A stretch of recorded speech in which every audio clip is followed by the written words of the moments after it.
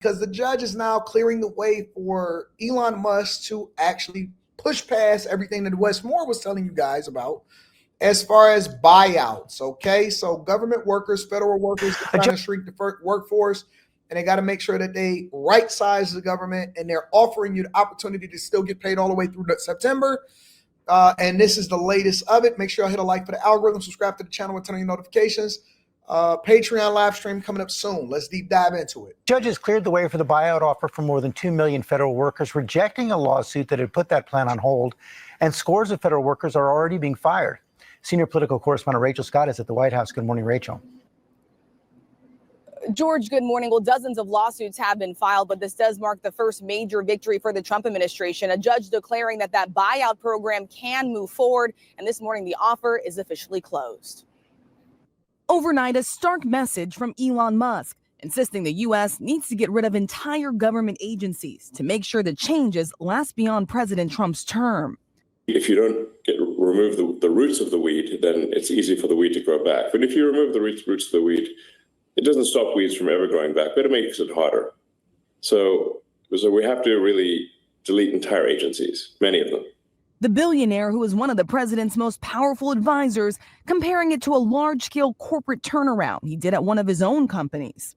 It's like a big company, like a big corporation, American Incorporated. And, just like with Twitter, there was a lot of stuff that was being done that was unnecessary. The president has directed Musk and his team to significantly cut staffing and limit hiring across all federal agencies. We have to make our government smaller, more efficient, more effective, and a lot less expensive. This morning, the White House closing its buyout offer to some 2 million federal workers with the choice to resign now or run the risk of being fired.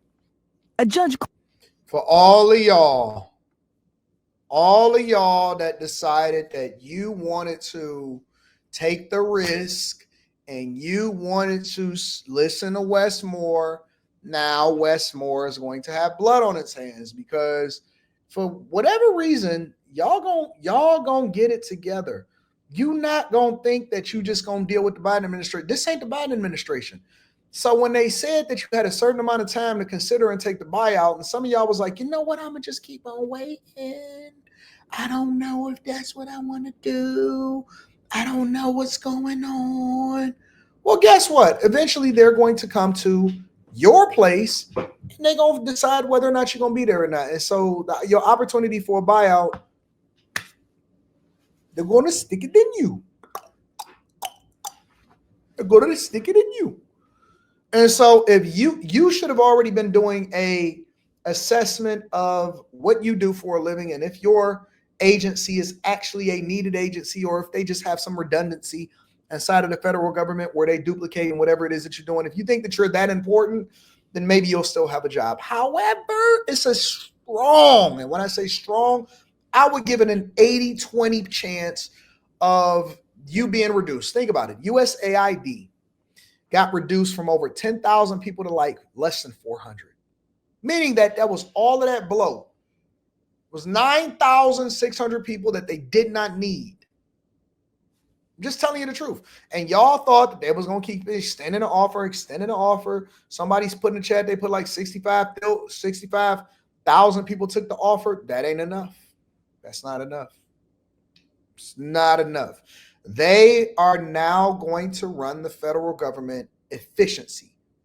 Efficiency is the name of the word. Redundancy. When they say redundancy, do we have synergy? I'm going to give you all of the corporate terms that they say. Yeah, so we're going to let the people go because we need to make sure that we have synergy within the company. Synergy meaning that they want to reduce the workforce and they want you to do more with less. And we have a lot of redundancy. Maybe you merge companies. Maybe Jaguar was bought out and they did this, whatever. And so they got 2 HR departments. They don't need 2. They only need 1. And the one that they got is too bloated. And so they're going to reduce headcount by being able to do more, sell more cars, use the brand, recognition, marketing, but they don't need as many people in order to manufacture them. They're going to manufacture them on the same line. They're going to lay you off.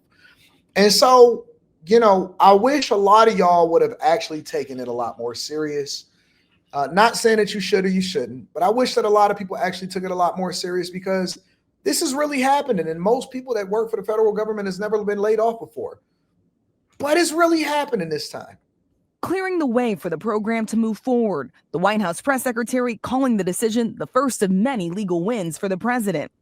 But the judge did not weigh in on whether the program is legal, instead arguing the unions that brought the lawsuit don't have standing because they are not directly impacted, stating this is not sufficient. Those unions argued the president has no authority to make such an offer, but Trump telling me this week the Americans who opted in will be paid. Can you personally guarantee that the workers who opt in to resign now will be paid through September? They'll get their money, but they're getting a good deal. They're getting a big buyout. Amid questions about transparency, Musk and his team have started to provide sporadic, sometimes vague updates about cuts to federal programs on a government website, which also directs Americans to the social media platform X, which Musk owns. One tab on the website states, receipts coming soon, no later than Valentine's Day. As the administration vows, that is tomorrow, ladies and gentlemen, Valentine's Day. If you didn't get your chick something for this fake upcoming holiday, Valentine's, and then I know y'all like to say Valengals or Valentines. Breaking news. Valentines, all of that stuff is happening this weekend. Don't let her finesse you into buying stuff that you don't need. But mass firings are underway at government agencies, and we know that the judge is no longer blocking Trump from being able to offer these buyouts. Take a look. Breaking news, mass firings have begun at federal agencies, according to employee and union sources. Probationary employees are being fired at the Department of Education and Small Business Administration. Valentine's Day. When is Valentine's Day the same day or the day before, the day after a Valentine's Day? Tell me what Valentine's Day is, because I know Valentine's Day is a made-up holiday, and that's definitely tomorrow. Now, until now, federal employees across the government were just placed on administrative leave. Jamal is back with us at the table. These firings appear to affect people. The Department of Education has been in DOJ's sights. People in the Office of Special Education and Rehabilitation Services that supports kids with disabilities, and the Federal Student Aid Office. That's at least what we know right now. I also want to read part of what the letter said to these employees. Quote, the agency finds, based on your performance, that you have not demonstrated that your further employment at the agency would be in the public interest. So it's begun. So most of the 19th century, the civil service was open for patronage, right? It was handled by big city bosses and, politicians of both parties. In 1883, President Chester Arthur made the merit-based system civil service. And that was to get rid of politics in our civil service, so we knew we could count on government employees to do the people's business, not the politicians' business. We are not just going back to some previous, thing in the 70s, 1970s, or the 1950s. We're going all the way back to the 1870s and how the President of the United States wants to govern. So whether he wants to be President McKinley and start annexing like new lands overseas, or he wants to go back to an earlier era where everybody's going to be beholden to the president and not beholden to the people. This is not, I think, what the American public signed up for. They wanted change, and the Democrats want change. All of us, I think, want to have a government that works for us, it's faster, it's more efficient, but we don't want a government that doesn't work for us and works for billionaires and the president. Okay, I'm trying to understand it. Listen, I don't trust people that don't have facial hair. You got to have a stash, man. Even if you don't have a beard, I understand. Listen, I personally had to take a respiratory test when I started working for the plant. And so they made me shave my beard in order for me to have suction around my face, just in case I ever had to have an emergency happen at the plant, at the steel mill. And so I had to shave my face, but I still kept my stash, man. If the only thing that you got on your face is eyebrows and you a veggie tail, if the only thing you are is a veggie tail, if Metro don't trust you, I'ma shoot you. If young Metro don't trust you, I'ma shoot you. All right, that's what the low slogan says. Future said, I believe Future. Future has been running the game for a long time. Now, with that being said, the Department of Education has been broken for a long time. I've even heard recently, and I'm not going to name the states, I'm not going to name the cities and none of that, that first of all, No Child Left Behind is trash, all right? Because a lot of y'all should have been flunked and started the grade over, and just because you would have started college at 22 don't mean that you should have passed. You should have did it over until you got it together. That's number one. Number two, it's interesting because in some of these cities, they are actually paying children to go to school. They are paying children to go to school. You know what the most profitable day is in public schools a lot of times? Count day. Because count day is one day a year, count day, where they determine how much funding that particular school is going to get based off of what their enrollment numbers are. And one of the ways that they determine how much money go into the schools is property taxes. Property taxes, that's a fact. It's a fact. And so I think that every single department inside of the federal government needs to be revised, revamped, and renewed. There's no way that y'all think that our education system is sufficient while we're being destroyed and competed against from other countries. And that's why we want their best and their brightest, because we're not producing great people over here in the United States of America. Let's continue. Every 4 years. I mean, I'm just trying to put my head in the position of this country when Trump is not president, right? Every 4 years, presumptively now, the president's going to come in. Somebody said fourth graders can't read. Grown folks can't read. Grown folks can't read as good as fourth graders. There are people out here that are walking around room 9, getting people pregnant, and can't read past the second, third grade level. That is a fact. That is a fact. There are grown folks that cannot read a sentence. This packet contain important information, benefit. There are grown people that cannot read. They cannot read a book. If you give them a book to read, amen, they're going to tell you, man, this book is too thick. What you mean? You a grown person above the age of 25. Man, you talking about how thick the book is. If you're above the age of 25, there should not be a book that you think is too thick. And the entire civil service of the government is going to change out. And all the things that you relied on the government to do, now you have no idea whether the government's going to do it or not because of the whims of the president. I think that is also something that we have to take seriously as a possibility here. Well, the whims, as you call them, are embedded in the Constitution of the United States. The president's the head of the executive branch. He ought to be able to decide how to operate the executive branch and who works at the executive branch. And you say that the government shouldn't answer to the president, it should answer to the people. Well, how do the people? They should be responsible. How do the people choose how to govern themselves? By electing a president. And so, look, these are probationary employees. I don't know how many it is, but all I know is this: government only ever seems to get bigger and never really seems to get smaller. He promised to make it smaller, and now they're making it smaller. To me, the political upside here is quite obvious. And I think this goes hand in hand with the buyouts that were offered that the judge then put a freeze on. Oh, right? snaps. Wait a minute. Are all of these people the same? She looked like a silver dollar.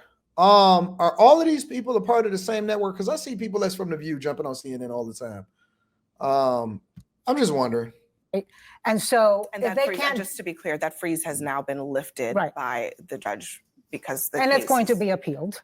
going on. So if it's, if they can't do it through the buyouts, then they're going to fire people. And who can they fire? They can fire the people who don't yet have union protection because they are probationary, as Scott just Meaning said. they were more recently hired. Yeah, which means I don't understand how they can be sending an email saying your performance has proven not to be up to par when they were just recently hired. It seems like a It's bit very of a, arbitrary. It seems like a bit of a, they're trying to, it's kind of CYA, like you have to put that in there to justify firing someone, even though the firing is really more about Scott's point than it is actually about this person's performance, which we will probably end up seeing in court at some point. I want to go back to Jamal's point and respectfully disagree. You said, I don't think this is what the American people signed up for, but I think it's exactly what we signed up for. I don't know if any president in history spent this much time on holding accountability and efficiency to his own government. So the Department of Education has a $70 billion budget annually, yet we haven't seen any progress in the educational system over the last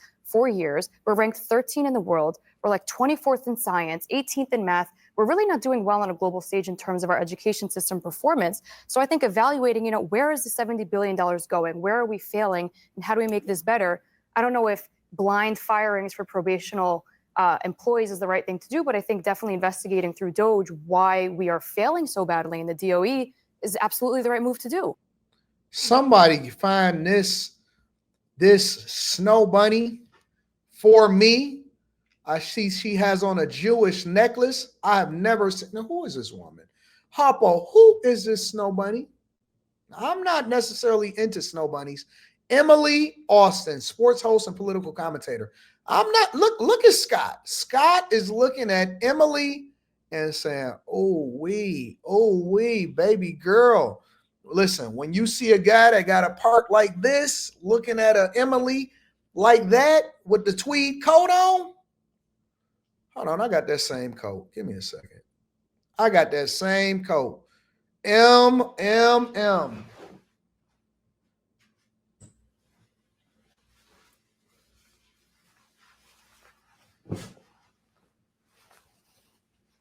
I got that same coat. You're not gonna outdo me. Hold on one second.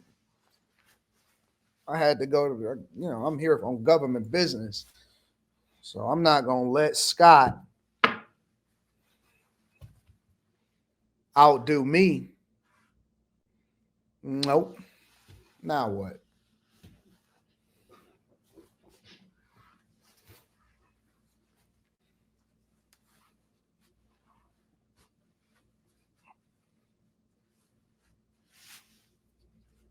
I'm here on, hold on, let me switch my watch.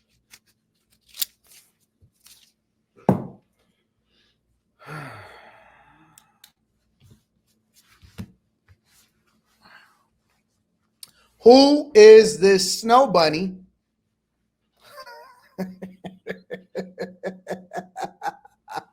Who is this snow bunny that is walking around with all of this good knowledge, insight, understanding, and making all of this sense?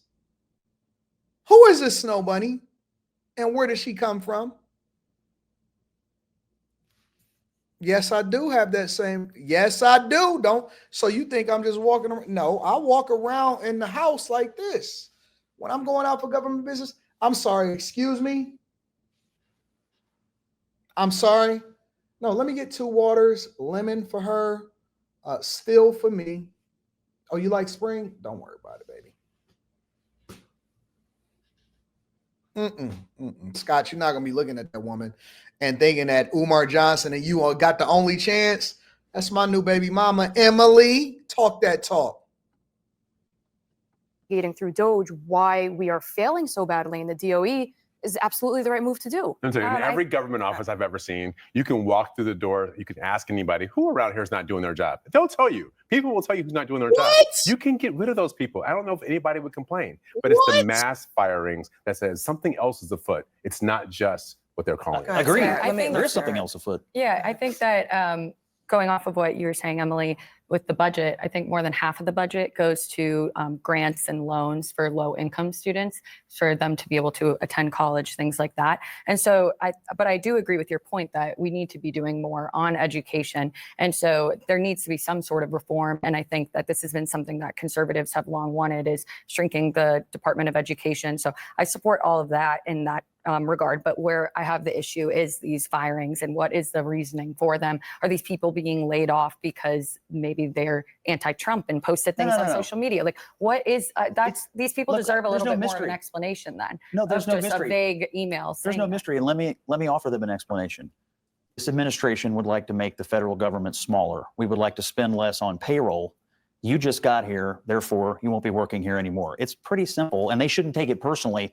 But these guys got elected to shrink the government, and that's what they intend to do. And I'm with it. And I'm 100% with it. The federal government is not there to continue to subsidize people's lives. The federal government is supposed to be working efficiently. That's what we elected the Trump administration to do. And that is exactly what they are taking care of. Phenomenal show. I wish I had the clap thing.